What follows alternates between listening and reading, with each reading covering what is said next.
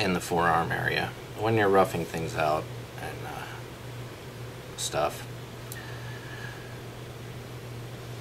You draw in those bones or skeleton lines or whatever you want to call them, or just general shapes of the arm. You always know that it sort of hangs in this triangular shape here, because that's the structure of you know, like, think of this long line as how the muscle is able to pull your forearm to your arm. It's like a hydraulic piston or something, or a rubber band. Think of it as a rubber band in your forearm. So when you draw something like that for an arm, and you're drawing that forearm and you're trying to think of how things go, this stupid bubble figure amateur BS that goes on here, and it's almost simpler than the bubble figure, because you just got to think about how the muscle needs to work, how this rubber band is sort of able to pull your arm. It connects up there, your elbow is down here, there's not a bunch of muscles hanging down here. That's just how it works.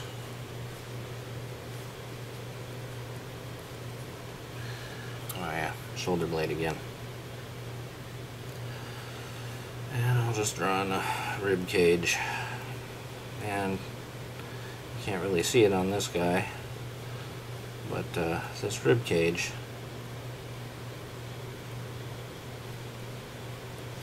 spine, rib cage, has this big hole in the top of it, but you can't see it from this angle, but this is the rib cage. That's the general shape of the rib cage. The rib cage is kind of skinny at the top, actually. The thing that makes it look wide is your shoulder blades sticking out the way that they do to make your shoulders. And that would be similar to drawing just your basic Loomis version of a skeleton, where you got this cape, overhanging cape thing that is the back. That's just basically your shoulder blades.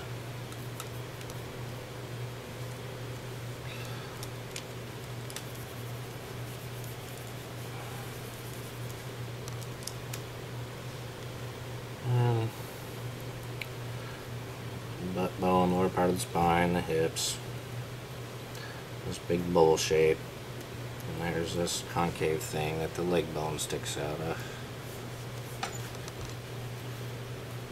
And these little pubic bones that you sit on that kind of loop around. And I explained to somebody once that the pelvis, you draw 4 circles, sort of look like a butterfly. Say this is a front angle, and that kind of is like a decent enough structure to make the hips out of. They just be those little pelvis bones on the bottom. This triangle thing on the top, that's your spine and your butt bone. And somewhere in this whole mess is this bowl shape that everything sits in, and the bones of your legs go into the pelvis there somewhere. There's the ball joints of your leg bones, and they have that bend in them and work sort of like that. And then you got your rib cage and all that.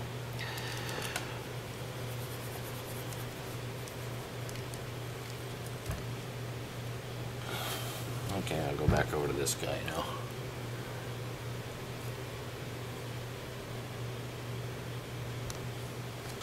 I'm just going to do some loose, quick inking here, I guess.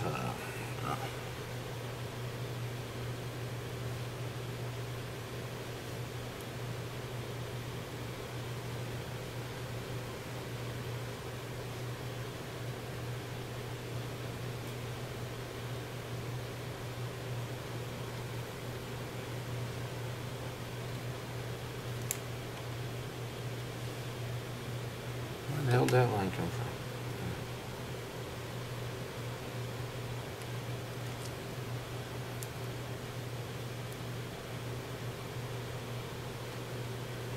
Yeah, give him a butt chin, why not? Here's a general hint, how to lay out your eye when you see it from the side there. Okay. Those curved lines I was talking about, those rhythm lines and how they correlate to everything. They sort of correlate here with your skull and your eye socket. You see that? That's sort of how they work. Of course, there's a little fine tuning you can do there, so it looks a little more accurate, but that's generally how, you know, the eye works there. I'm going to give him a little bit of squinched eye there so you see that bottom lid, so it sort of looks a little more evident that he's pissed or something. I kind of like that pointy eyebrow. Looks like Mike Tyson, huh?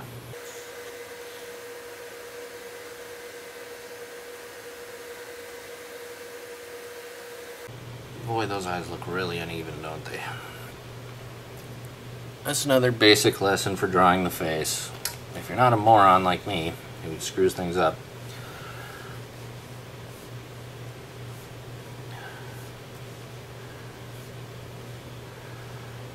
the face falls out like this. So that's one way to just checking, making sure your eyes are right, is all these lines are actually parallel.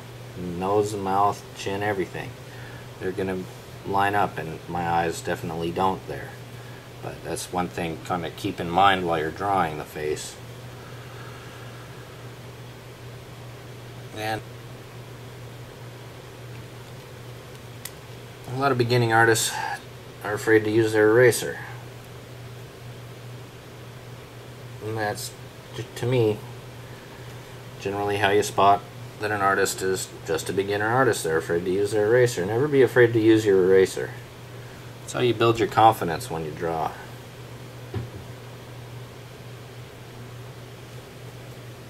Just feel free to erase.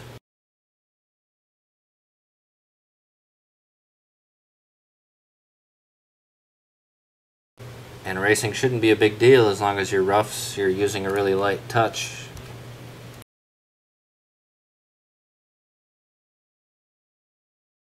Generally light's coming down. You rarely have light coming up, which is why things stick out to us sometimes when the light gets reversed like that.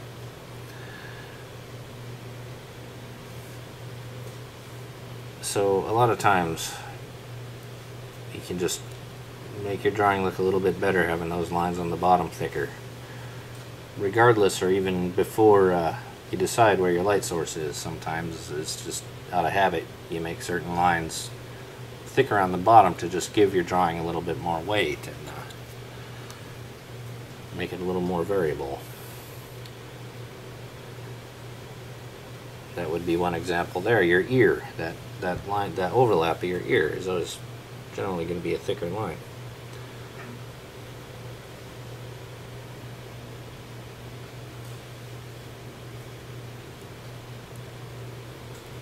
And it doesn't hurt to learn how to draw ears.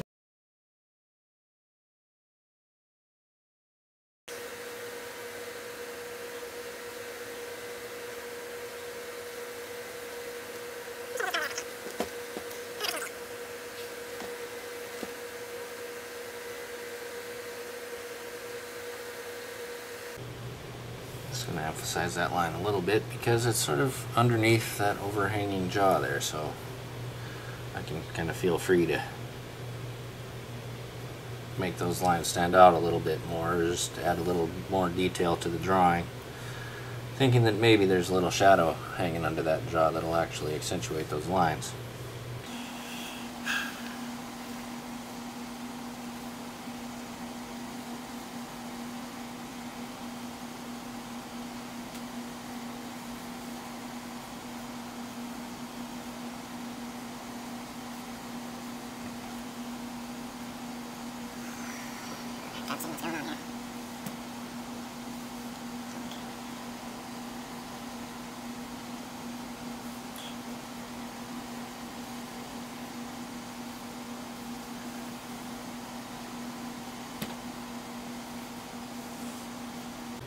And the reason I'm not really rotating things around is just because I got this tripod thing hanging over my screen here.